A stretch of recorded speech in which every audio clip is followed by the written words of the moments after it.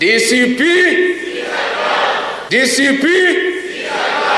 ni aliyekuwa naibu wa rais Rigathi Gachagua akizungumza katika uzinduzi wa chama chake cha kisiasa DCP jijini Nairobi siku chache tu zilizopita. Gachagua alikisifia chama kipya cha DCP akisema kuwa kitawasikiliza Wakenya na kuweka kipaumbele maslahi ya Wakenya katika uongozi wake. Hata hivyo, uzinduzi huu umepokelewa kwa hisia mseto miongoni mwa viongozi mbalimbali nchini. Wa hivi punde kuzungumza akiwa seneta wa Homa Bay Moses Kajwanga pamoja na seneta wa Siaya Oburu Odinga katika hafla ya mazishi leo hii mjini Homa Bay. Kajwanga amekitaja chama cha DCP kuwa cha kikabila, akisema Gachagua hawezi kamwe kuliongoza taifa. Kwa upande wake, Oburu Odinga amemuonya Gachagua kuhusu kupanda mbegu ya mgawanyiko nchini, akisema Wakenya wote wana haki ya kunufaika na mipango ya serikali. Some people in Nairobi launching a political party called DCP.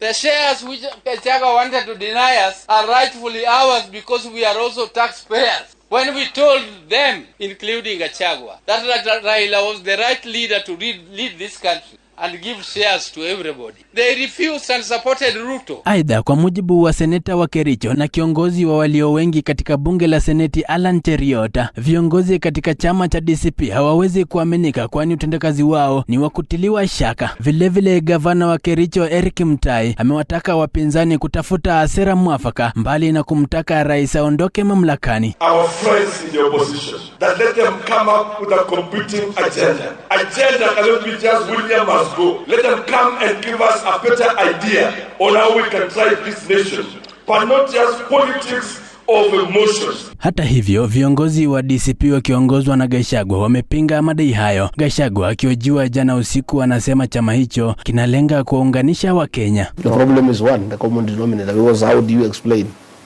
Deputy President removed, replaced, nothing has changed. Attorney General removed, nothing has changed. Minister for Internal Security changed, nothing has changed. Minister for Finance changed, nothing has changed. Minister for Health changed 3 times, the health system are still not working.